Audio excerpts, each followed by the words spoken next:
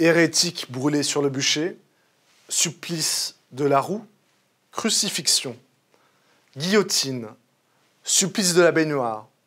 L'imagination humaine, lorsqu'il s'agit de torturer, de punir ou de mettre à mort, paraît illimitée. Et osons le dire, d'un raffinement assez époustouflant.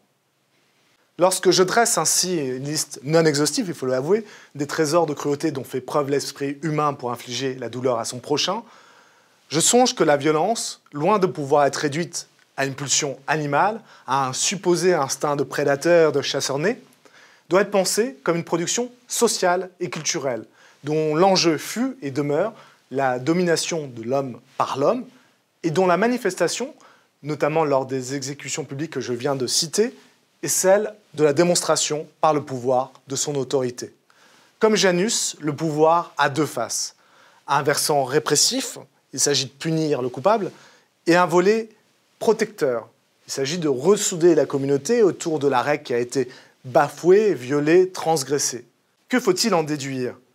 Que le pouvoir, comme l'écrit et l'énonce l'écrivain Wolfgang Sofsky, endigue la violence en enseignant à chacun la peur que doit inspirer la violence du pouvoir. Autrement dit, seul le pouvoir doit pouvoir jouir du pouvoir d'employer la violence, et ce, contre la violence, et ce, en toute impunité. Selon le proverbe chinois, quand le sage désigne la lune, l'idiot regarde le doigt. Plutôt que de se pencher sur la violence proprement dite, c'est-à-dire de s'intéresser à notre doigt, il faudrait regarder en direction de celui qui tend le doigt, c'est-à-dire en direction de celui qui l'exerce. On verrait alors qu'écrire l'histoire de la violence revient à écrire une histoire de celui qui en détient le monopole de l'exercice, c'est-à-dire l'État. Il n'y a pas de nature intangible du crime. À chaque époque, son tabou, son crime majeur et son mode de répression associé. Ainsi, le régicide de Henri IV en 1610, qui valut au tristement célèbre Ravaillac l'écartèlement par 4 chevaux placés à chacune de ses extrémités. Ce fut ensuite, autour des meurtres des nouveau-nés, qui étaient autrefois banals, d'être élevés au rang des crimes absolus, passibles de la peine de mort. Autre siècle, autres mœurs, au XVIIIe comme au XIXe siècle, la révolution industrielle et le développement des échanges commerciaux provoqua la protection des biens. Ce sont les biens qui firent l'objet de toutes les attentions. Prenons l'exemple de François Plourde, qui fut condamné pour avoir volé 4 pains, condamné à 5 ans de travaux forcés. Aujourd'hui, enfin, c'est toutes les questions qui sont liées à l'enfance, notamment la pédophilie ou l'inceste, qui provoquent l'indignation publique. Plus le crime viendra briser un tabou majeur de la société, plus la répression, la sanction sera féroce. D'ailleurs, au sommet de la hiérarchie criminelle et de la répression, la peine de mort qui est pratiquée, rappelons-le encore, dans 55 pays dans le monde, notamment aux États-Unis, en Iran, en Chine, au Japon, en Afghanistan ou encore en Irak. Pour autant, le contrôle de la violence par l'État ne s'est pas construit en un jour. Si vous le voulez bien, permettez-moi de vous narrer à grands traits cette histoire. Il était un âge où les seigneurs, en compétition les uns avec les autres, guerroyaient pour approfondir et agrandir leur domaine. Au fil des luttes, certains compétiteurs furent éliminés au profit des autres, qui sortirent renforcés. Les perdants n'eurent alors pas d'autre choix que d'être placés sous la protection des vainqueurs, ce qui produisit un phénomène de concentration du pouvoir, dont le grand gagnant sera en France la dynastie royale des Capétiens. Débuté au XIe siècle, ce mouvement connaîtra son apogée avec la monarchie absolue et le règne de Louis XIV, qui sous les fastes de Versailles gardera sous son contrôle et sa surveillance les nobles, les transformant ainsi de valeureux guerriers rêvant d'exploits héroïques sur les champs de bataille en des courtisans cherchant à obtenir et retirer des bénéfices matériels, financiers ou symboliques de leur position à la cour. Ce glissement du champ de bataille à la concurrence au sein de la cour, que l'on pourrait nommer curialisation des guerriers, affecta durablement les personnalités, ou disons-le autrement, nos tempéraments. Alors que la violence, la brutalité régulait durant le Moyen-Âge les rapports sociaux, la civilité, comme forme de régulation des relations, s'impose à la cour. La raison est simple à comprendre. Du fait d'une plus grande promiscuité, où chacun est placé sous le regard et la surveillance de l'autre, chacun est invité à en faire davantage et à faire davantage attention à ses gestes, à ses humeurs. On passe de l'expression brutale, virile des sentiments à la contrainte, à l'autocontrainte, c'est-à-dire à davantage de tenue et de retenue.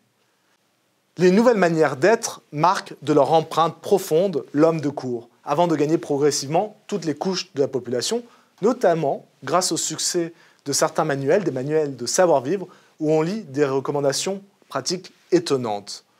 Se moucher ne doit plus se pratiquer dans la manche, mais dans un mouchoir. L'usage de la fourchette permet de cesser de se saisir des aliments avec les doigts et de les porter à sa bouche.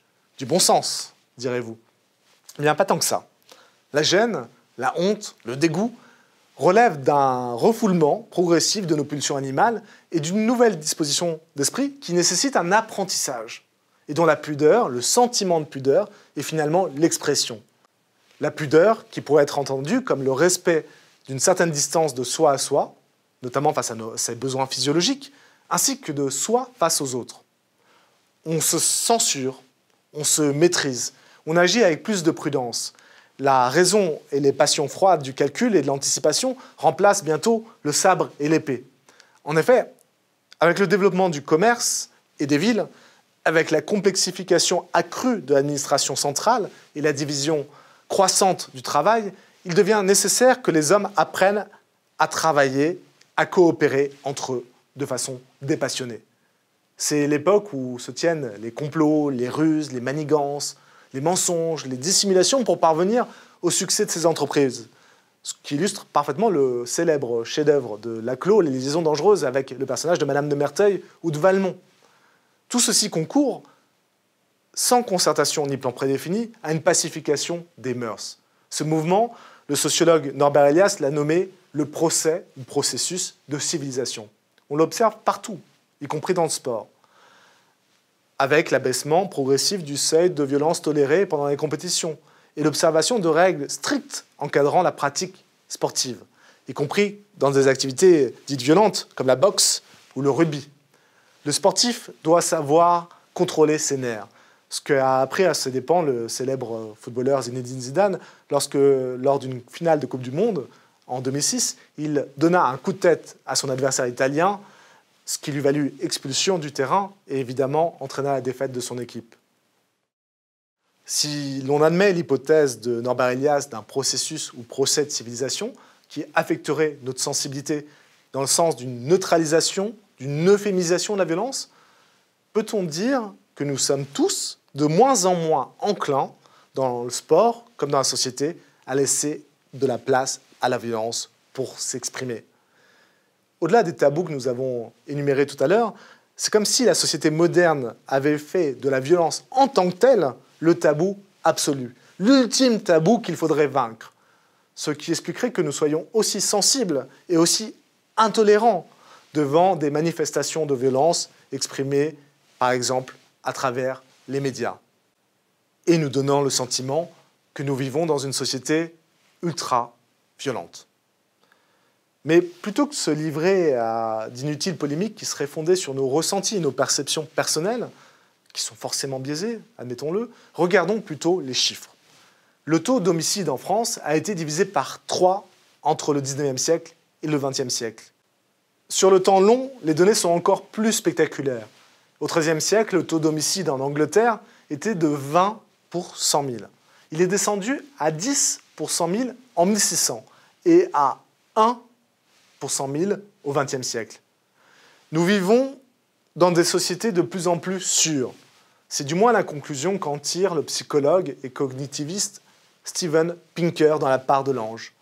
Celui-ci y reconnaît bien sûr l'œuvre du processus de civilisation, c'était l'hypothèse de Norbert Elias, mais il y ajoute le rôle crucial qu'ont joué les philosophes des Lumières.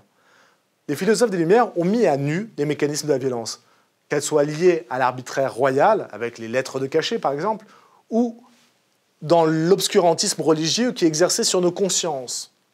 Plus près de nous, Pinker estime également que durant la seconde partie du XXe siècle, la lutte pour les droits civiques et la reconnaissance des minorités a participé à ce recul en rendant visibles et inacceptables des violences qui étaient autrefois invisibles et tolérées. Enfin, Un autre phénomène aurait œuvré, selon Pinker toujours, a décru la violence. Il s'agit de la féminisation de nos sociétés. Même si l'expression de féminisation de la société peut paraître maladroite, il est néanmoins intéressant d'observer que, quelles que soient les périodes historiques observées ou les cultures visées, les femmes ne représentent que 10% des violences homicides totales. Toutefois, derrière la formule maladroite, derrière la réalité statistique, ce qui nous intéresse, c'est ce que ça traduit en termes de transformation d'imaginaire et de paradigme culturel. Si la virilité et la force physique ont longtemps été exaltées, valorisées, des mouvements comme MeToo, des prises de position contre le harcèlement de rue ou le manspreading montrent que l'être machiste et brutal est poussé à se domestiquer, à canaliser son agressivité virile et à se réinventer, comme nous le dit l'écrivain et historien Robert Muschenbeld, en être sensible et prudent.